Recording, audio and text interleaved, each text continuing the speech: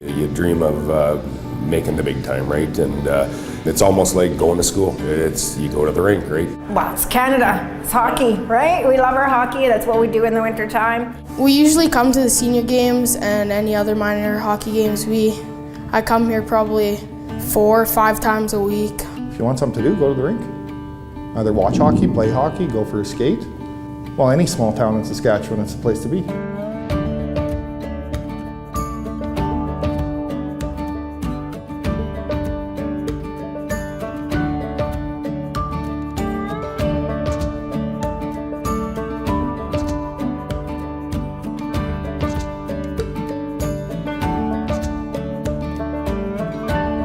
The rink, it was built back in the 70s, and hockey's always been a great thing for our town, right through from beginners right up through senior hockey, and it means a lot to our town to have a facility here and to keep everybody involved in hockey up and going all the time.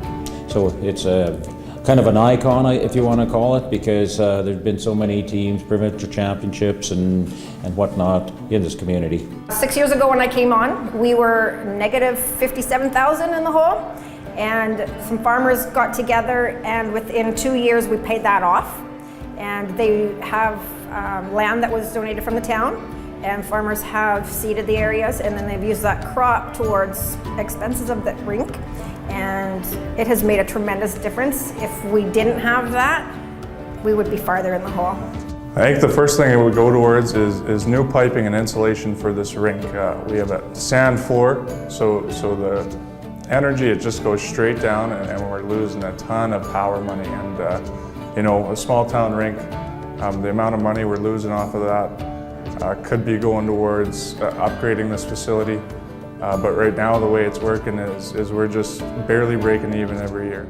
Well, last year we were fixing some stuff up at the rink and they had to take out concrete, and we got new concrete put in for some of the boards, and there was a good probably 6 weeks where it was every night there was the same 20 people coming out and volunteering their time and their tools, and it was, without that we wouldn't have had a rink last year. Everyone came together and it was crunch time. Last year, we spent 30 grand on fixing the boards, and then this year a compressor blew up. So that actually has us in the hole quite a bit right now. Over the last 10 years, I'd say, we've kind of gotten to that point where just things need to be done.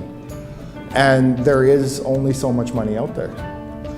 One thing I can say is our users, like our user groups, parents, and other people like me that have been grown up in this rink, it's nothing to get them here to help. Things could be updated, there's insulation that could be done, things could just run a little more efficient. And to get there costs money. Marshall Johnston, like you say, he lived just a couple houses down from my grandma in town. Was able to meet Marshall a few times, our Lions Club again. We inducted him into the Lions Wall of Fame here, and he's donated many things to the rink. We were in pretty deep. The Russians were coming of age real quick around that time, and so were some of the other European countries, and so there wasn't any gimmies, if you will, to speak of in the tournament. So in '68, we were fortunate to get the bronze medal, and so that was special. You couldn't get a better place to raise your family and have a town like that for them to grow up in with the opportunities that are there. I'm so fortunate to have grown up there. If there's anything that can be done to maintain the arena facility there, I think that'd be wonderful, and I don't think there'd be a better place that would deserve it more than the town of Birch Hills.